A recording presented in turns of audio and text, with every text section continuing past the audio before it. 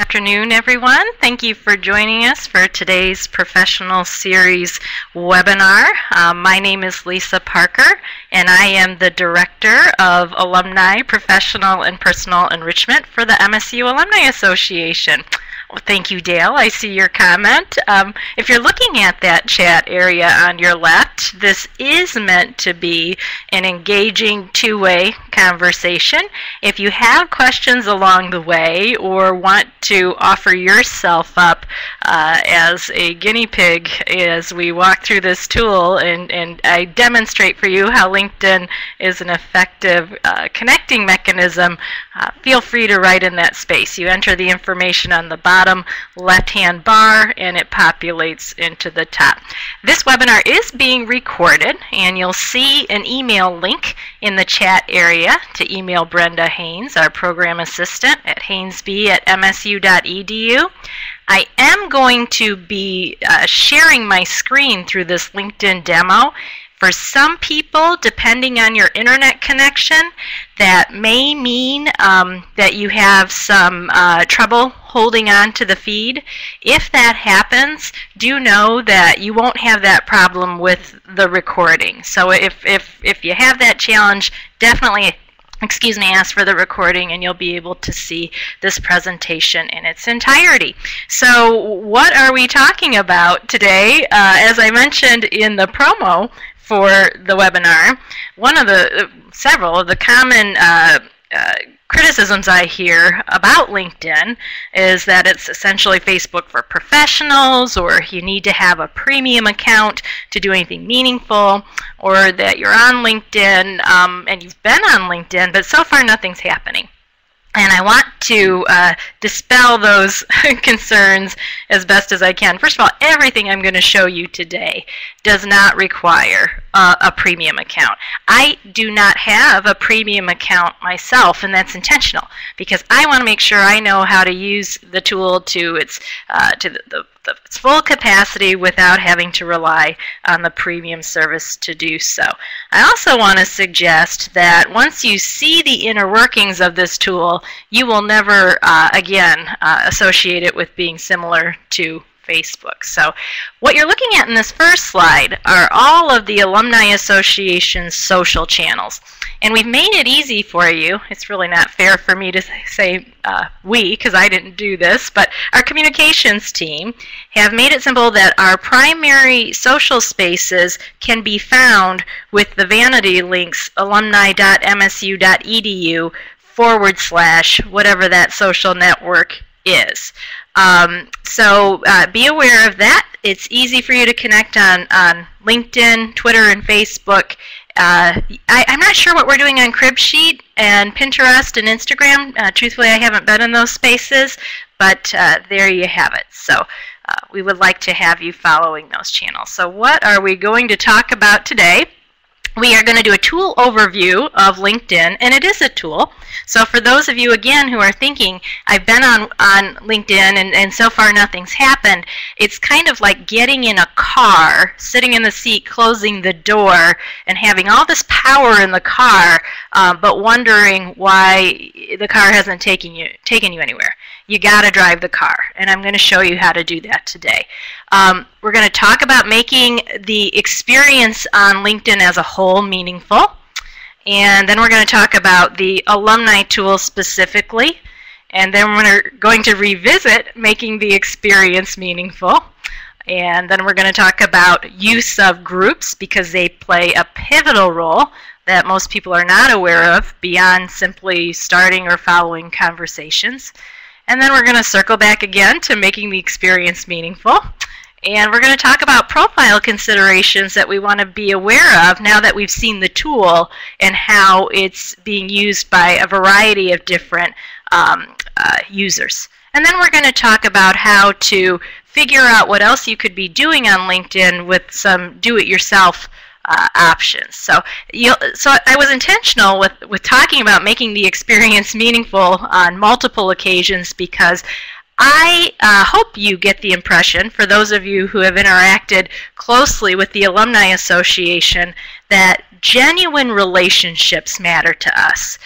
We try not to be in the business of spamming. We don't encourage you. In fact, I will not advise you in any way, shape, or form to send a connect request to somebody you do not know. Our goal is to find, we don't want you to turn this into a spamming device. We don't want to unleash this sea of Spartans setting out to annoy one another. This is about having smart, meaningful interaction. And sometimes there isn't even any interaction involved for it to be meaningful. Sometimes what this tool is going to do for you is serve as a powerful information source that gives you more telling information on an organization, on a city, on a profession, on a degree than an average Google search might allow. So let's see what, I have next. So let's talk about this LinkedIn alumni tool. And I'm going to switch screens here. What is it? When I talk about the LinkedIn alumni tool, a number of people think I'm talking about a group. It is not a group. LinkedIn has done a wonderful thing for all of its users, and it's aggregated the alumni populations of all colleges and universities. And I'm going to show you how to find it. The easiest way that I find it, I'm in my LinkedIn profile right now, is through the education area of my profile. You see how if I move my mouse over it, it turns blue? Anything that you move your mouse over on LinkedIn that turns blue is a hyperlink. So when I hit that hyperlink, it is taking me to Michigan State University's page. This is an aggregate area, and if you look here, it says, explore the careers of 214,000 plus Spartans. It is an aggregate area that pulls together all of the individuals on LinkedIn who did just what I did and put Michigan State University in my education area. Now that doesn't mean that every Spartan on LinkedIn is included in this aggregate. Why? Some people have put something slightly different than Michigan State University. Perhaps they've put James Madison exclusively, or perhaps they've put Eli Broad College of Business exclusively. Perhaps they even have a typo in their education area, and so it's aggregating. In fact, there's one typo. I don't remember exactly how it goes, but if you click on that person's profile, only 35 or 34 Spartans come up, and I thought, boy, what's happening? Did LinkedIn break something? No, there were 34 or 35 other Spartans who had an identical typo to that person. So if you're clicking on your LinkedIn profile's education piece and you're not getting to this 214,000 plus Spartans, take a look at how you have it spelled and take a look at how you're classifying yourself. So what is this tool? So I'm going to follow this handy blue link, and we're going to walk into the LinkedIn alumni tool. And you see lots of good-looking Spartans here, right? This aggregate is the most powerful tool on LinkedIn for me. I'm going to show you some of these lovely faces from time to time. I'm not going to make a huge habit out of it because, again, these are real people, and I think we can get a lot of meaningful information off of this top section. What LinkedIn does for us is it breaks down that collection of 214,000 Spartans by the top 20 segments in terms of where they live, where they work, what they do, what they studied, what they're skilled at, and how you're connected. Okay, and so this is a powerful thing. And Emily, you are absolutely right. You can find the tool under the Connections menu. It used to be called the Networking tab on LinkedIn. Your Network tab, that's right up here at the top. Find Alumni.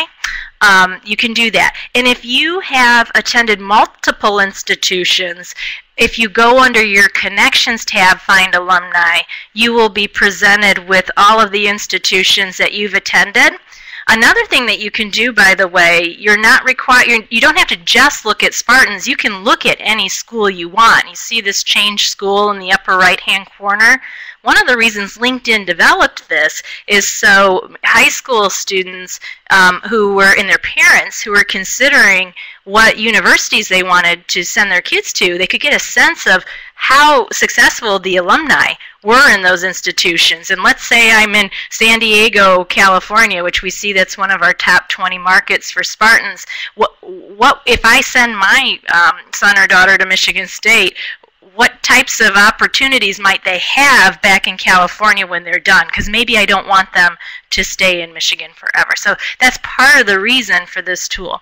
I want to explain to you where each of these categories are coming from, because again, it's an aggregate. It's pulling from categories on your profile, just like that original pull was coming from Michigan State University in my education area. So I'm going to go back. I have a second LinkedIn open so I don't have to confuse you with a lot of starts and stops. So this first column, where they live, is coming from up here, where I have suggested what my current location is. And LinkedIn is picking its own geographic region that it assigns your city to. So you may not see your individual city represented in all cases, or the city you're targeting. For example, I believe Traverse City is part of the Saginaw for whatever reason layout. I believe Jackson is part of Lansing. Ann Arbor is part of Detroit. So it's trying to lump people together in geocodes. Where they work is coming from your profile under experience. Let's see, I went too far. Anything that says to present, okay? So this is present employment. No, I do not, Evelyn, have the paid version. Everything that I'm showing you is a free LinkedIn account. So this is where they currently work, what they do. This is another thing that is, it's pulling from that area of your profile in terms of I have staffing and recruiting, and it's making a decision based on what you put there. What are these top 20 categories to lump your profession in? And then the degree, of course, is coming directly from your education profile. What they're skilled at is pulling from these buttons here that you have intentionally populated on your LinkedIn profile, or that others have selected as something that they're endorsing you for. And then how you're connected, that's just the normal thing that we've already been seeing on the sides of our LinkedIn profiles that show our first connections, second connections. This group member connecting point is extremely powerful, because if you look for me, I have 64,000 plus Spartans that I have a connection to, a direct connection to, because we share a group together. If I was just relying on my LinkedIn connections, I would have 599 Spartans that I have a direct link to. Participating in groups gives me direct access to almost 65,000.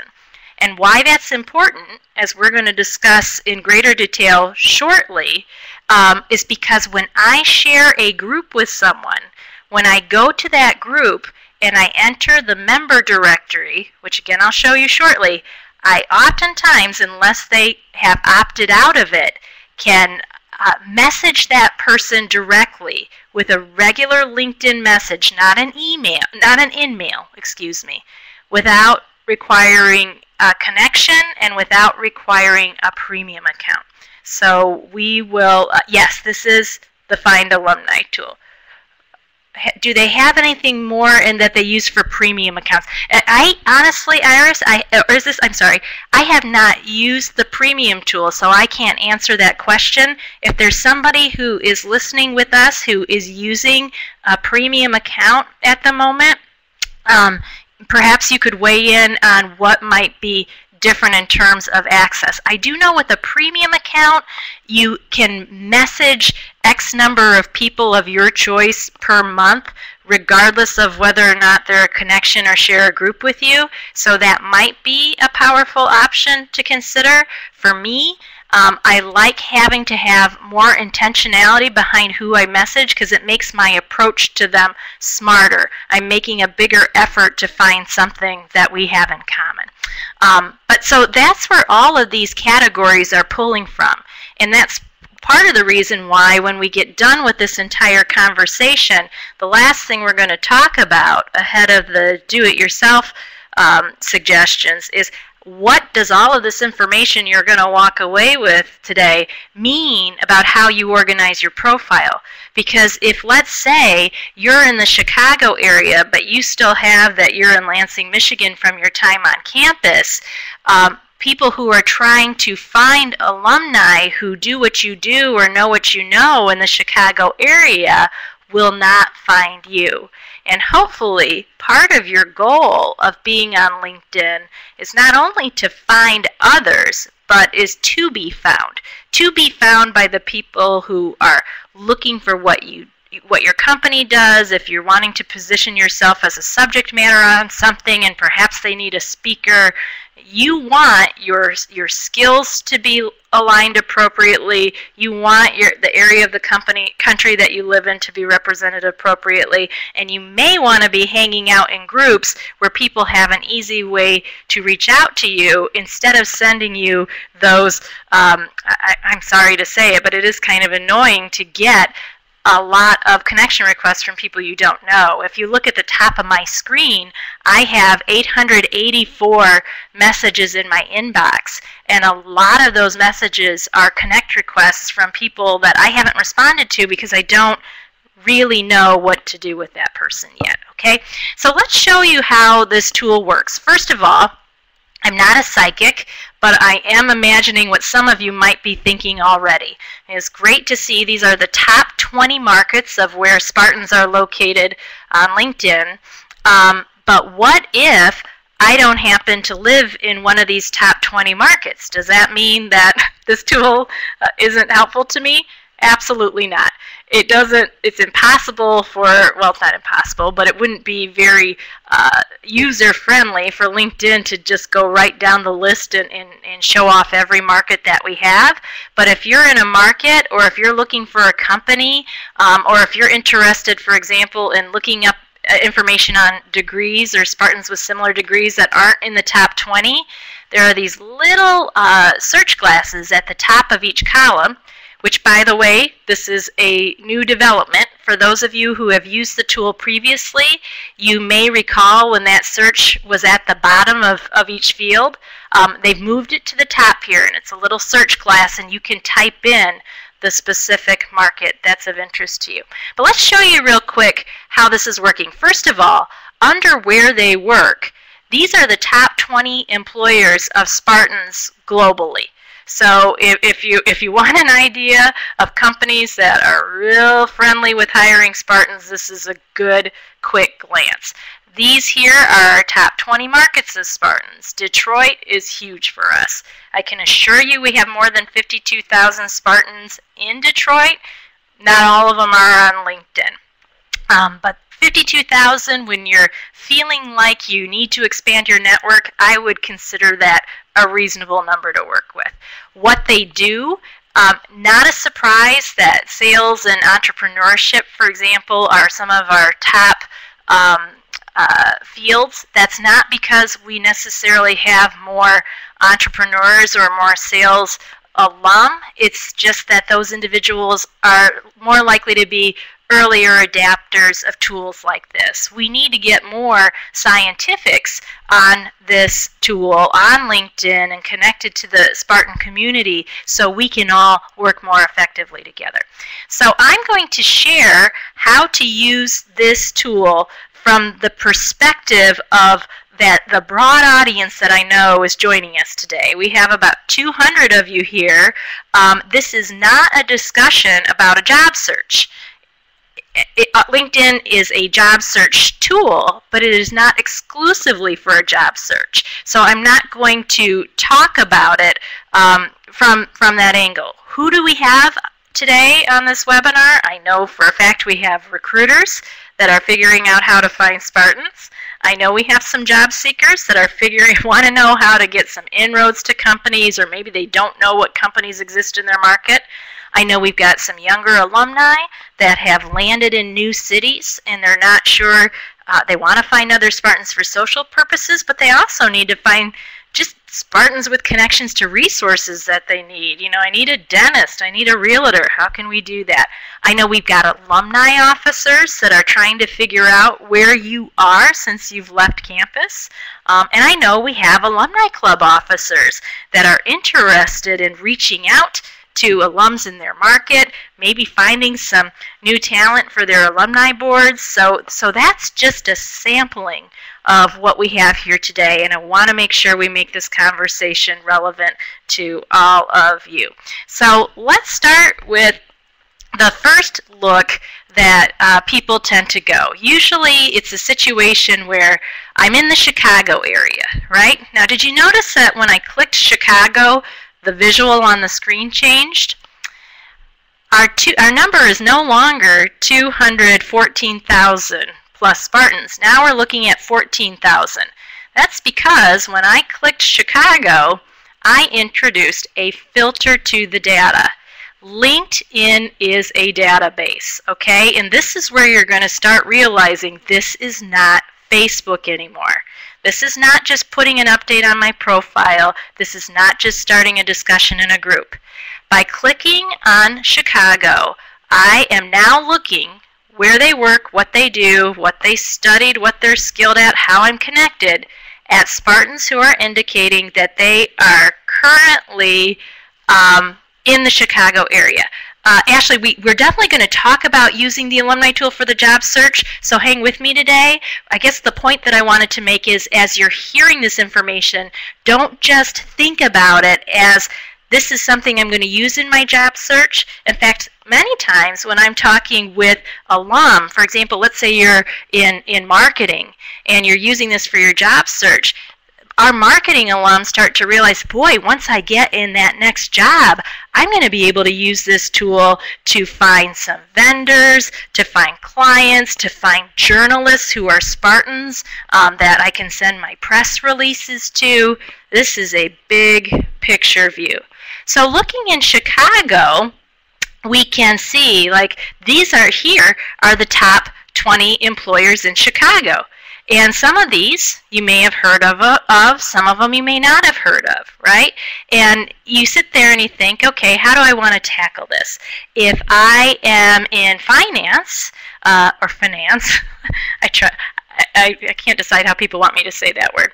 But if I'm in finance in Chicago, right here are the top 20 employers. Now, some I've heard of before, GE Capital, clearly, JP Morgan Chase. Guaranteed Rate, I've not heard of before. Sears Holdings, popular. Let's say Sears is a target of mine. And I'm sitting here and I'm realizing, wow, we have 5 Spartans, and I'm just going to look at them real quick. I just gave you a peek so you could know that I'm telling you the truth. We have 5 Spartans who are currently on LinkedIn who are indicating they're in Chicago area that work in finance for Sears Holding. We also have one in Phoenix, by the way, one in San Francisco, 4 in Detroit. Remember, this is the to present area of their profile, so this is real information. What's helpful about heading to the second set of bar graphs is, if I'm interested in working in finance at Sears, typically what somebody, for example, on a job search would do is they'll go right to those contacts whose faces I just flashed at you momentarily, and they're going to ask them for help, right? Spartan to Spartan, can you help get me into Sears Holding? Well, that's okay. Not really. If you don't want to have a meaningful interaction, and if you want to send off a message that's probably not going to have a high response rate. What I would use this information for is, before I even pick up the phone to Sears Holding, when I'm looking at this column of what they're skilled at, these skills are on the LinkedIn profiles of those 5 who work at Sears Holding in finance. So I would take a look at my background. I would take a look at my profile and say, have I hit on these? And oftentimes when we're looking at job searches, for example, those job descriptions are incomplete. And recruiters, this is important for you if you're listening to us today. The job descriptions are somewhat generic, so we don't always know what the keywords are that we need to be addressing that's going to get the attention of that supervisor in that company. Sometimes just looking at these skill lists are gonna be helpful to you. So let's say you have S-base as a skill. We know we have 2 Spartans, beep, here they are, who have that on their LinkedIn profile. Now, what would you do in this situation? Would you reach out to those Spartans to ask them to help you get a job? Again, if they don't know you, that's not going to be a very effective mechanism. In this situation, and I hope they're going to indulge me for a little bit, I'm seeing that I have 2 that I share a group with. That means that we have something in common that I can reach out to them for. Now, I'm not sure if I'm going to be able to see Joseph's no. So I can't see Joseph's full profile to know what group we have in common.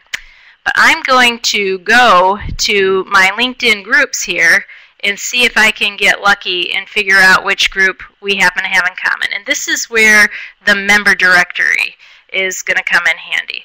So I am guessing that the MSU Alumni Association's LinkedIn group with 50,000 members is where I am likely to find Joseph. Now, I was naughty with this one because I'm doing this on the fly, and I did not check to see, I did not pre-test this to see if Joseph is in here, but I've been putting his skill in, and let's see. No, he's not. I can go to my interests and look at my groups and see where we would have possible commonality. So it might be MSU Spartans, or it might be Spartan Links, and I'll talk about the groups. But let's just say, for the sake of time, I'm going to go back to my member directory, and we're going to pretend that we find the person that we want. So I'm just going to post that tagline in there. So here we've got, let's say we wanted Randall, for example. That's not what we wanted, but let's say we did for the sake. Oh, here we go. We've got Paris, who's a treasury reporting manager at Sears Holding. You see right here, this send message? That is a regular LinkedIn message. So here I could type a message to Paris with a subject line, fellow Spartan with question about Sears Holding. Okay, and then in the body of the message, I'm not asking Paris for a job. I'm indicating, Paris, you and I are both members of the MSU Alumni Association LinkedIn group. I see you work at Sears, and you've been there for 5 years. Would love some Spartan perspective on Sears corporate culture, for example, and start initiating that conversation. Or, Paris, I see that you are in a treasury function at Sears Holding. I'm a fellow Spartan. We're both in the MSU Alumni Association LinkedIn group together. I'm considering a move to Chicago and would love some Spartan perspective on where treasury professionals network. Okay, so you get it. So this is a bigger picture conversation than, say, hey, Paris, I really want to work at Sears. Can you get me into Sears Holding? So I'm going to jump back to the alumni tool, and I'm seeing some questions that have popped up. Hesitant to sign up for groups because I'm inundated with daily emails. You can reset the frequency.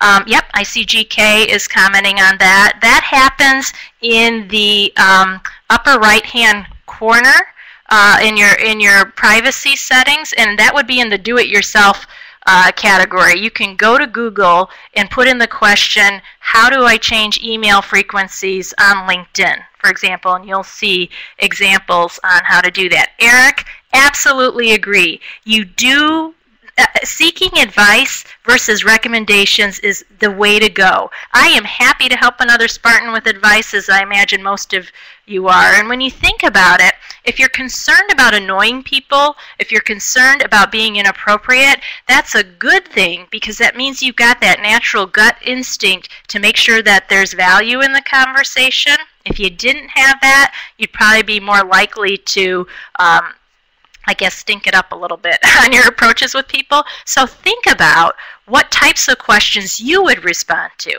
If I was living in Dallas, as I did at one time, and a Spartan wrote to me from another part of the country that said, hey, I'm thinking about moving to Dallas. Can you help me out with some perspective on that? I would be happy to do that.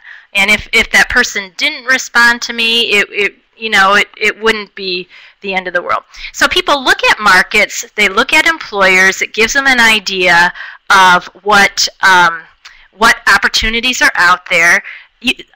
Other things that people do is maybe they have a degree and they're trying to figure out where can I go with that degree. So let's say I'm in chemistry, and I'll look at our top 20 and see I don't see chemistry in our top 20. So let's go to our handy dandy looking glass and hit chemistry.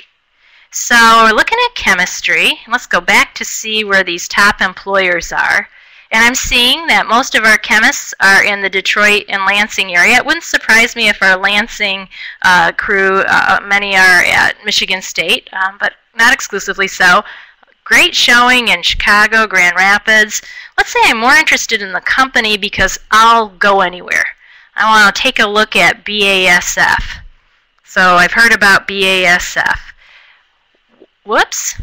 If you get a hiccup like this, by the way, sometimes LinkedIn is doing an update in the middle of what you're up to, so don't panic. In fact, LinkedIn does make regular changes. So some of the things that I'm showing you, like for example how they moved the search bar, they're going to keep making platform changes. This is much more attractive than it was when I started using it a year and a half ago. So let's say I'm looking at BASF and I'm in chemistry. I can see where our chemists who work for BASF are located. 7 in Detroit, 2 in New York, China, Germany, Netherlands. If I'm interested in a company with a global reach, BASF looks pretty good. Again, here I'm looking at these skills. What are they skilled at? If I'm going to reach out to BASF, I might want to make sure that these are the types of skills that are in my profile, or if I want BASF's recruiter to be able to try to find me. This is what I might want to make sure is there. Let's say I'm not sold on BASF, but I know I like working with emulsions. And again, these are pulling from the skill boxes on your LinkedIn profile. I can go back up to my filter and say, you know, I don't want to look at BASF exclusively anymore, but what companies have Spartans who studied chemistry who are noting emulsions on their profile. And we've got 14 Spartans who are noting emulsions. Now I'm going to show you a problem that we have if we rely too heavily on the skills tab. So there's 14 Spartans who have gone to the effort of actually putting emulsions on their profile. There are many more Spartans who have experience working with emulsions. So I'm going to show you now the keyword search function. If I'm looking for a skill in this area, or if I'm looking for a company in this area, it's pulling from those fields that I showed you. If I use the keyword, spelling it correctly would help, and I get rid of the requirement that it be an actual skills tab, notice how we've jumped up to 22. And here are the companies. Now we've got a longer list where Spartans are noting emulsions as something that they're skilled with. And we're seeing the cosmetic industry, for example, and companies, again, that you may not have heard of before. You know, going to New York City, here you go. 2 Spartans at Elementis Global, 1 at L'Oreal.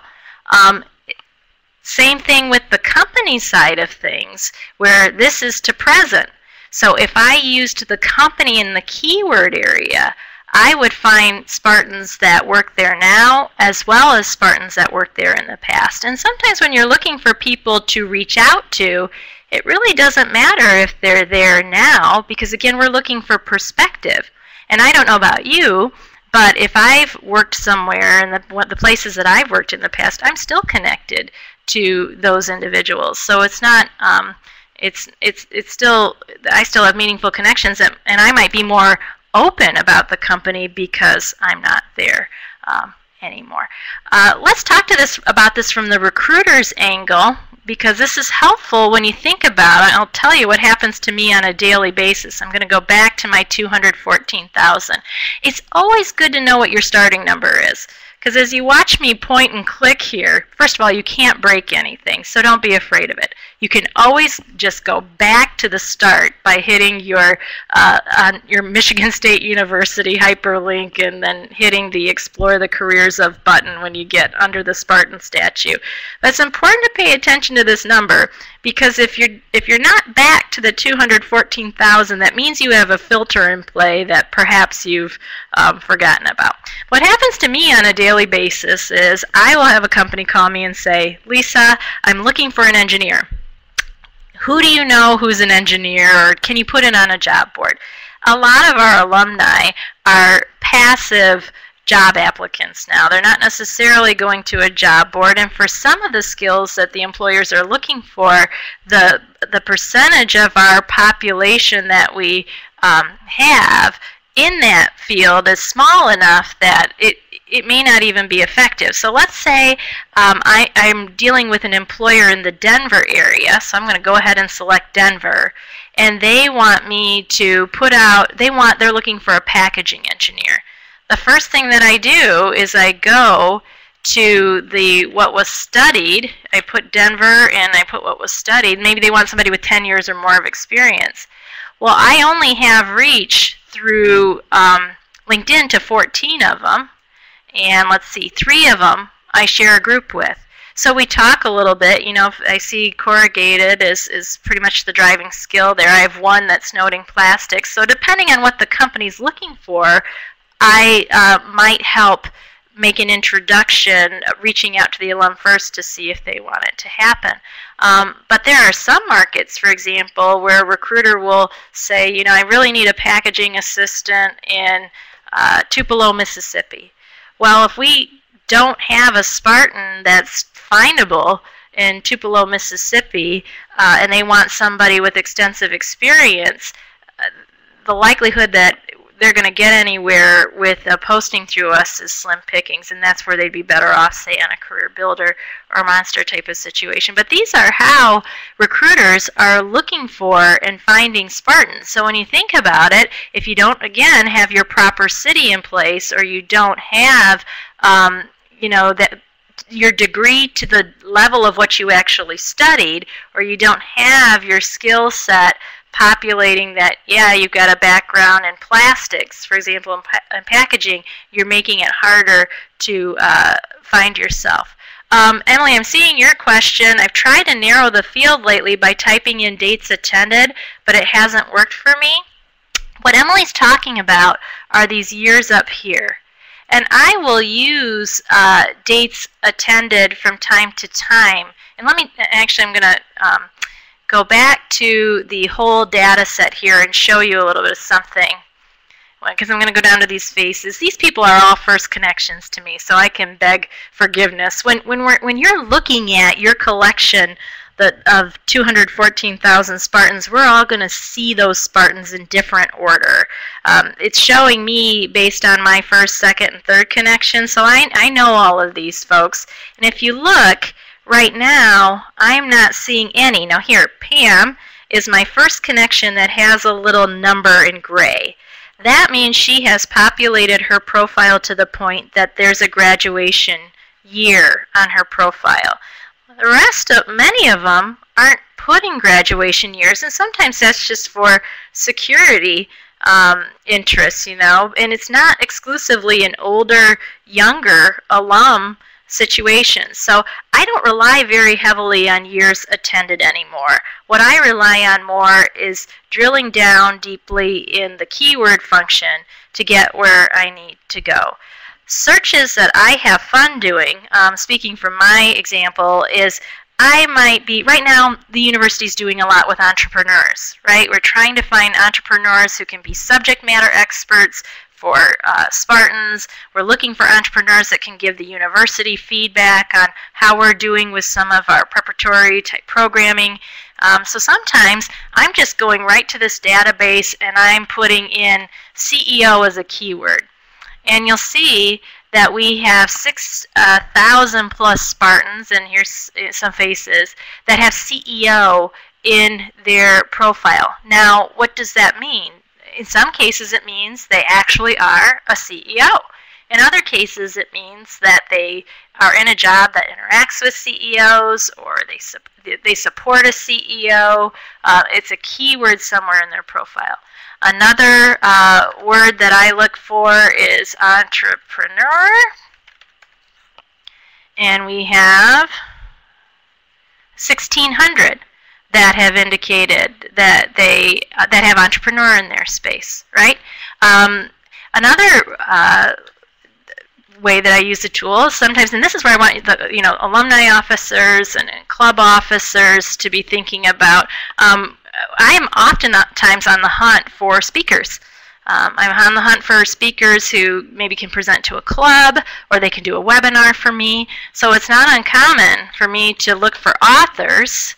So I'm going to put an author, and then I'll go over here and I'll say, I want people who are authors that are indicating that they're skilled in public speaking. And why not just focus on the 309, because that's plenty to pick from that I have share a group with.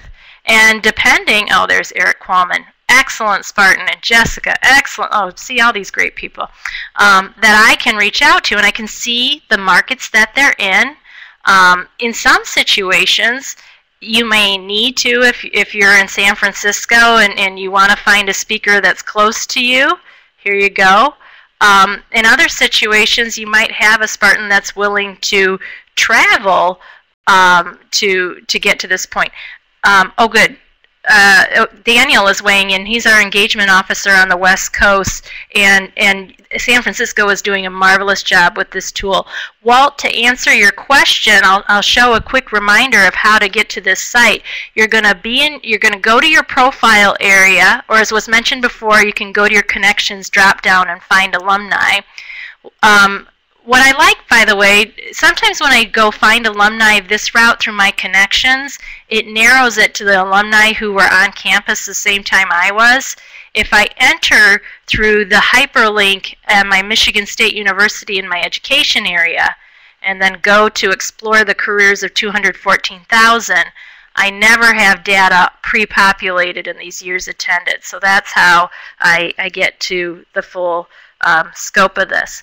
Let's say I'm a new Spartan in Chicago, so I'm just going to pick on Chicago. Fun to pick on you guys in the Windy City. And let's say I need an insurance agent. So I'm just going to type in insurance, and State Farm, that's a brand that I kind of know. Let's see if I have anybody. There are 3 that I share a group with, and hey, one of them at least, or 2 of them, are probably agents. So that I can reach out to. And now this I might be able to, let's see if Paul is a close enough connection where I can see what group Paul and I have in common.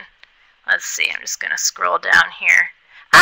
Paul and I are both in this Michigan State, Paul's also in the MSU Alumni Association. So what I'm going to do is I'm going to snag, hopefully Paul won't mind this free advertisement for his insurance business here. It'd be funny if he's actually on this webinar.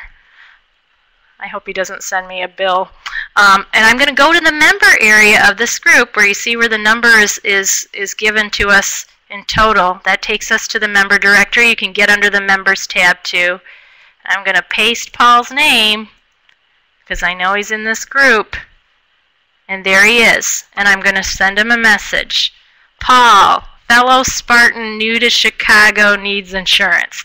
Right? You think Paul's going to respond to that? I have a feeling he will. I look for realtors this way. Let's say I'm new to a city and I just need to get the lay of the land. I'm going to go back to the whole tool. I hope I'm not confusing people by hopping and bopping too fast. So let's say I'm in Seattle. Just got back from Seattle. That's why it's on my mind. Beautiful, beautiful place. Let's see. Oh, I probably haven't. Oops, I'm sorry. I just haven't gone down far enough on my. There we go. 2,100 Spartans in Seattle, folks. Hard to complain about that. So let's say I want, what would I put? You know, sometimes you can put in something like a keyword, Chamber of Commerce. I don't know, does Washington State have it? Do they have chambers? I don't know what they have. So these are people that have, Association of Washington Business. That looks pretty good. Let's see here. Also in a group with me. And so, Jocelyn, you look like a great connection for me. So I might reach out to Jocelyn and say, hey, new Spartan in the Seattle area. We're both in this group together. Would love your perspective on where I might be able to get the lay of the land in terms of dentists, realtors, and great networking channels for professionals who are in whatever the space is that you happen to be in. Other things that people will look at, and I'll give you an idea of what the Alumni Association is trying to do. So I shared that I use this tool to find webinar presenters and speakers for our clubs and entrepreneurs and CEOs to match up with our up-and-coming alumni. In fact, I just did that the other day. I used, we're having a great event that's coming up in Chicago. Stay tuned. It's called Chicago Women, and it's coming this fall, Spartan Women Chicago. And we want to feature awesome women who are in corporate leadership roles, founders of companies, doing amazing things in the nonprofit space. So I searched Chicago, and I used a keyword founder, and I found an alumna who I wasn't on my radar at all, and she should have been because she's got an amazing story, which I won't tell quite today.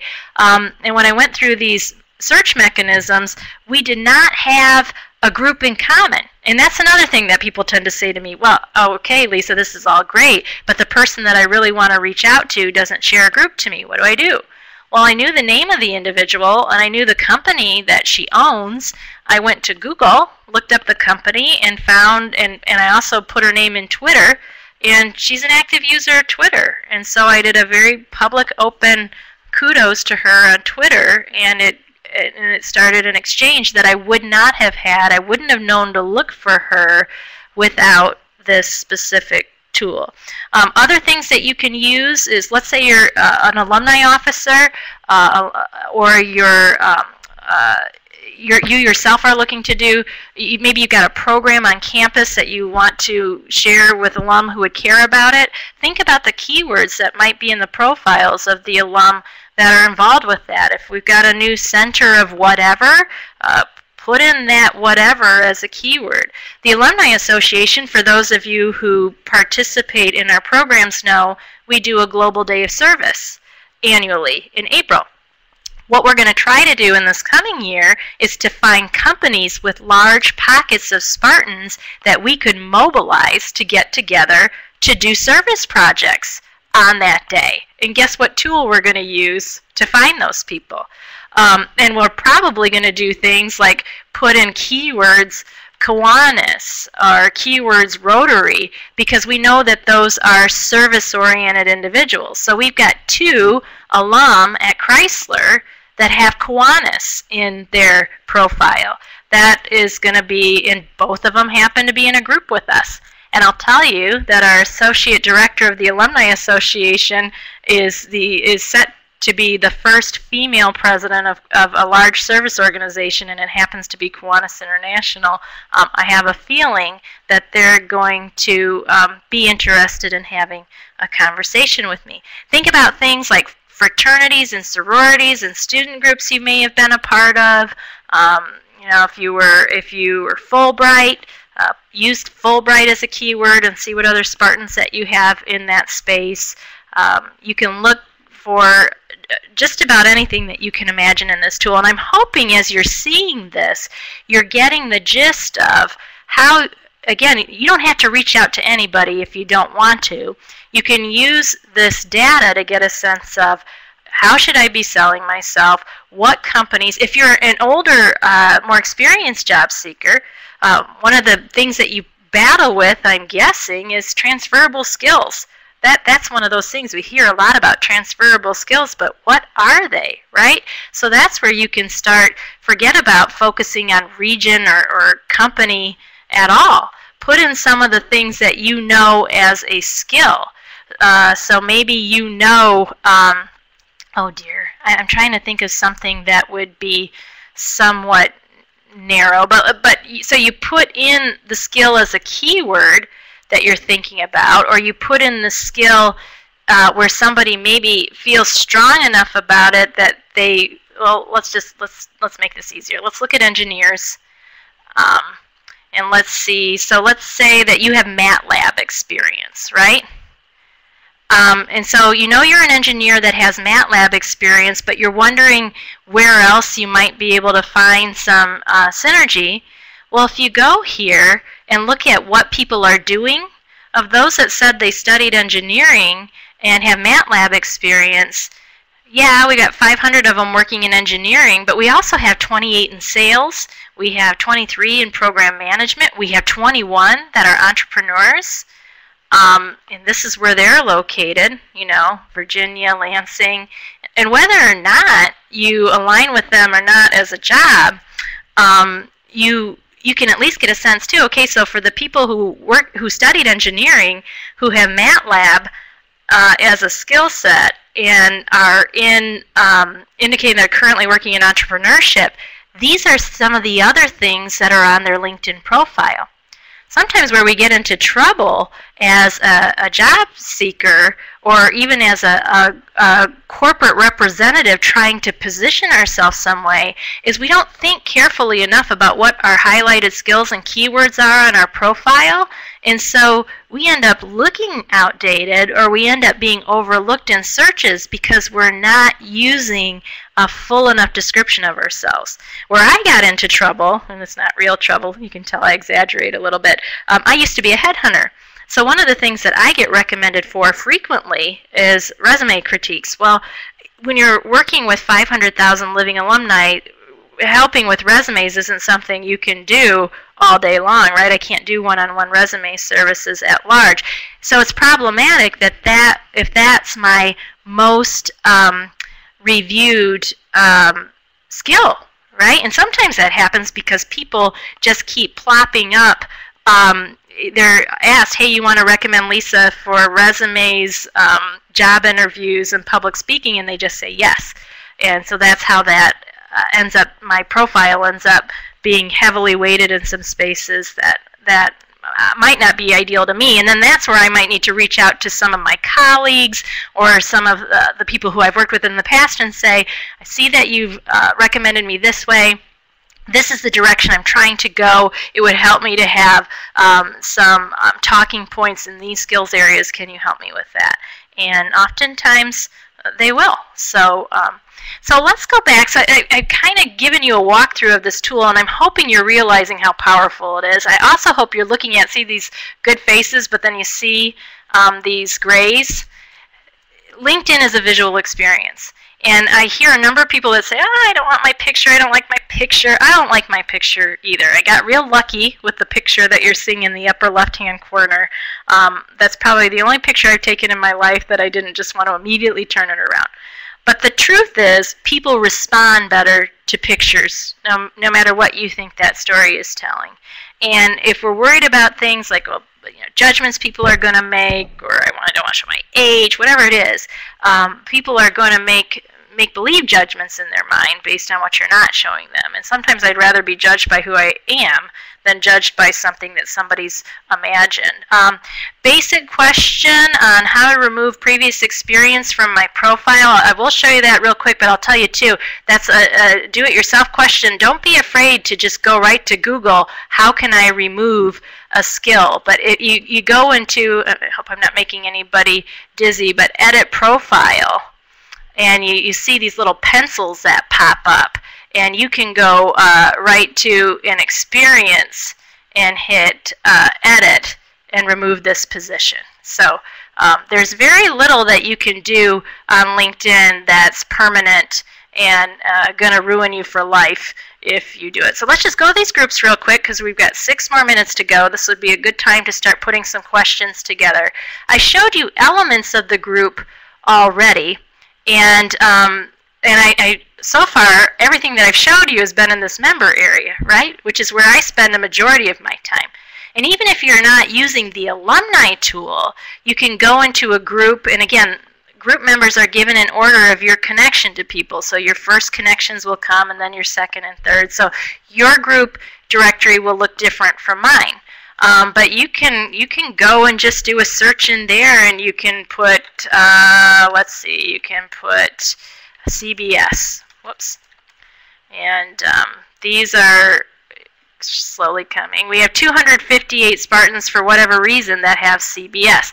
Why I always start in the alumni tool instead of in this area is because it's exclusively a keyword search in the member area, so you can't be as strategic with it. I would prefer to be able to look for CBS, for example, under people who currently work there. And I'm dancing over there in a hurry.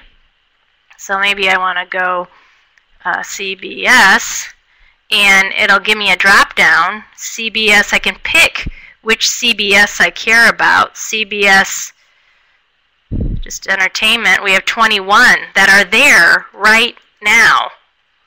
And these are the roles that they're in. 10 in media and communication, 1 in IT. We have 3 in LA. And they're in media communication. 1 has not gone so far as to populate their profile to tell us what they're doing there. That's why the numbers don't always jive. 0 group members. Uh-oh, we got to get some CBS Spartans in some of our groups so we can interact with them more effectively. But when you're in the group space, you can use the member area again for that messaging. Again, as was reinforced by, I'm sorry for getting the commenter, go looking for perspective. Don't go looking for somebody to do something for you as a stranger. If you want to post a discussion in a group, make it meaningful. Put a question mark on the end of it. It's real easy for us to just go and tell everybody something that we think is important to us, but we've got 50,000 members. We're aiming for 75,000 by the end of this next school year. If everybody just started posting conversations about great achievements in their life, it would get very loud all of a sudden. There's 2 different views to the group, so this is important to know. I always keep mine set on recent. Yours will opt to popular, and you will miss out on conversations that nobody has commented on or liked if you are in the popular function. I see the question, and I'm going to answer it for you right now. What other groups do you recommend? Let me forward to that. These are the ones. MSU Alumni Association, Michigan State University Alumni, Spartan Links. If you can look for your college or the department that you came out of, and I would always recommend finding groups for your region, like Chicago, 40 and movers and shakers. Look for groups in your profession. Look for groups in your industry. And again, make those interactions meaningful. Now, how do you find a group? You do it in this search bar right at the top. So these names that I'm showing you right here in this PowerPoint slide, which again with the recording you'll be able to get them if you're scrambling. Or you can connect with me and look at the groups that I belong to, because I'm in all the ones I just recommended to you. You just start typing MSU Alumni Association at the top here, and see how it's saying groups or people. I can just pick now because I'm a member. It's going to take me right to the group. But if you're not in, it would just give you the option to join, right? So meaningful conversations. Let's use this space to be smarter about who we're interacting with, to be a little bit more confident about just how much Spartans are doing in this world. When you really get into the nitty-gritty of this tool, I love my job, and I know, Daniel, you're here, you would say the same. We are on a daily basis blown away by what Spartans are doing globally. Especially, it's helpful, some of our Spartans that are really knocking the ball out of the park, they haven't necessarily been adapters of LinkedIn if they're in the 50-plus crowds. That's not universally true, but it's true enough that I wish we could get more of them on LinkedIn so they could be part of this picture. But that stated, having 214,000 Spartans to take a look at and being aware of how, in looking at their profiles, how would I come up with a search? in a search? What skills, if somebody was logically looking for me, would they plunk in, and would I be findable? And too often times the answer is no. If you want to be known for something, if you want people to reach out to you and consider you a subject matter expert on something, if you do speaking engagements, make sure those things are part of your profile, and make sure that you're connected to enough groups that you are not invisible or impossible to connect with, or you're going to find people using that naughty route of just constantly hitting that connect button when they don't know you, which again I don't recommend. And as a reminder, if the person that you really want to try to connect with is not easy to reach through LinkedIn because they're not in a group with you, don't forget about those old-fashioned methods of sending a postcard in the mail, picking up the phone. I mean, my goodness, I get probably, well, you see my inbox. I won't even show you my Outlook. I think I've got 1,200 unread messages. I get inundated. I get on average, I would say 6 phone calls a day. Call people. Have genuine conversations. That is the message for today. Let's have this be real. Let's have this be meaningful. Let's have Spartans really get engaged with one another and move the ball forward in a collaborative way.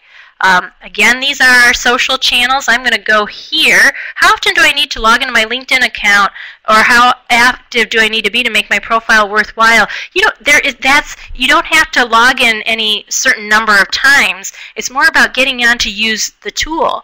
And so I want you to be thinking about if there's a change in your life, if there's a skill that you've acquired, definitely go on once you have it and plunk it in there. It's great for visibility. If you're featured in an article, share it in a discussion. Share our webinars, for example, in your discussion. Hey, MSU Alumni Association's next webinar is about tech trends in the classroom. We've got the #1 secondary education program in the country. If you talk about Michigan State, you don't even have to, don't talk about yourself. Talk about other people, and talk about the people you're connected to. People get nervous. I don't have a big ego. I don't want to go tell it on the mountain that, you know, Mo is great. You don't have to do that. Just be great. Be great in public. Be a connector. Be a collaborative. Help somebody out. Every person you reach out to, you should be looking for mutual gain. What can I do for this person? Even if this is a, you know, well-established entrepreneur in San Francisco, and you're in little East Lansing wanting some perspective on how to network in the tech scene in California, you can offer in, hey, since I'm here in East Lansing, is there anything that you're missing that I could send you a picture of, or maybe pick up at the bookstore and send on your way as a thank you? You can do that. Drew, I don't recommend LinkedIn Premium for job seekers. I think it's a recruiter's tool almost exclusively. I think you can use LinkedIn Premium for a job search, but in some of the things that we talked about through the course of this conversation, what will happen with that tool is, in my opinion, and I don't know you, so I'm not saying you would do this, but it's my experience, people get lazy with that tool because it's just easy to keep hitting connect or send a message, and you end up with this generic thing about, hey, you know, I'm an engineer, just graduated, or I'm 10 years out, and I have this skill, and I'm interested in CBS company, which is not as effective as going on a mission for perspective and being forced to find commonality. Finding something you have in common, whether it's a LinkedIn group, whether it's a specific interest, whether it's the fact that, gee, it turns out you both used to work at, you know, BASF back in the day. There's lots of reasons that people find connectivity. And I want to say, and I don't think this is blasphemy, I have lived in other markets. I've lived in D.C. and I've lived in Dallas. When you get away from Michigan, don't discount the value of the Big Ten relationship. So as I showed earlier, and if you tuned in late and missed it, I'm just going to, you know, delay your departure from this webinar for one hot second if you don't mind. You can look at other schools on this tool simply by changing the school. Okay, so change the school, right? So you can look at the distribution of U of M's alums. You can look at the distribution of Ohio State's. If you're in, see, thank you, Mary Lou Moore is a fabulous Austin Spartan, by the way. You know her as Spartan Mom on Twitter if you've been in social media streams. When you're in SEC country, networking with other Big Ten people, that's not quite as good as networking with other Spartans, but I'm telling you, it's not bad either, right? So it can be helpful that way. So back to, and let's close with, and other questions are welcome, the do-it-yourself component. If there's something that's stopping you from using it, I don't know how to get the security set, I don't know how to make it on my profile so every change I make doesn't end up in my feed, I don't have, what are good ideas of what discussions, how do I find groups? Go to Google, I live on Google, and I put those questions in, and you'll find a host of articles and YouTube videos. If you're reading an article or you're getting advice from a video that doesn't feel good because it sounds more like that person just wants you to go out there and spam the world, ignore it. Find another person who's talking about an idea in a way that feels comfortable to you and that is more in line with our Spartan values of let's help one another in a meaningful way, right? We're a very modest bunch, which is part of the reason we don't know where all of our great Spartans are, right? In fact, it's funny, a few weeks ago I was having a conversation with a very visible Spartan in Detroit, and he said, you know, boy, I just wish that there were more Spartan entrepreneurs in this area. And I'm like, wow, really? I think we've got quite a few. And I listed one name, and he said, oh my gosh, I didn't know that was a Spartan. I was just talking with him last week. We've got to solve that problem.